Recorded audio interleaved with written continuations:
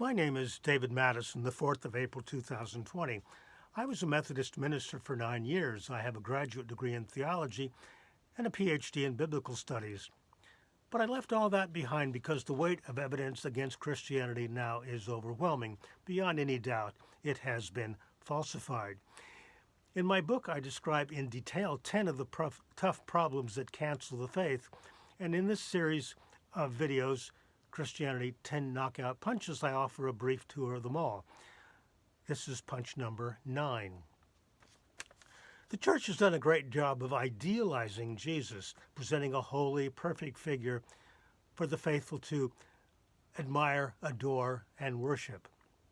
But that's not the Jesus that we find in the Gospels. So this is knockout punch number 9. There are far too many negatives about Jesus, indeed some pretty bad stuff, on full view in the Gospels. How in the world does Christianity survive when the far from perfect Jesus can be seen by everyone? Of course, the most shocking Jesus text is Luke 14:26, in which Jesus says you have to hate your family to be one of his disciples.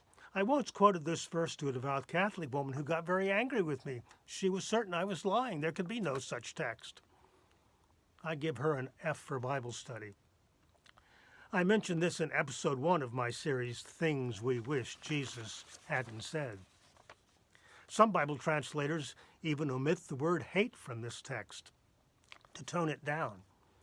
But scholar Hector Avalos, in his book, The Bad Jesus, has a 39-page chapter explaining why the Greek word for hate, misio, means exactly what it seems to mean here. Christians should tune in. Jesus is presented as an apocalyptic prophet. That is, he was sure that the end of the world was near and that the kingdom of God would arrive soon. He was quite explicit that it would happen before this generation passes away. He even told the people at his trial that they would see him coming on the clouds of heaven. He was wrong. And the arrival of the kingdom would not be pretty. He said that the suffering at the time that the kingdom arrives would be worse than at the time of Noah. And that's when God killed everybody on earth except Noah's family. Is that the kind of God you want? Is that the kind of Jesus you're looking for? Jesus also said that he came to bring a sword and not peace, and to set family members against family members.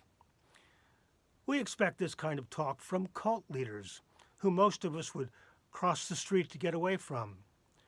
One man told Jesus that he wanted to follow him. Let me go home first and bury my father. Jesus wouldn't hear of it. Let the dead bury their own dead. And then there is so much advice that Christians just ignore. And they know they ignore it. So why do they even ask, what would Jesus do?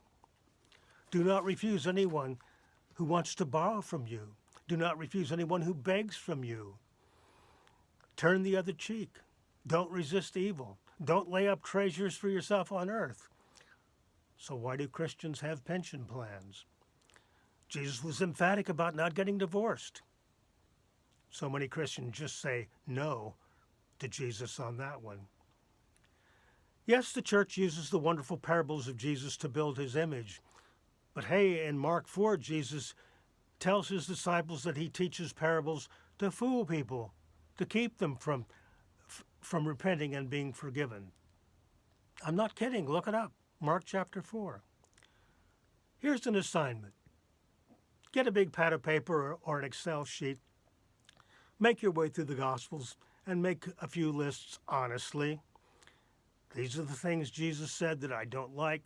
These are the things that Jesus said I disagree with. And these are some Jesus sayings that are just plain awful. Trust me. You'll find plenty of them. And this is knockout punch number 9.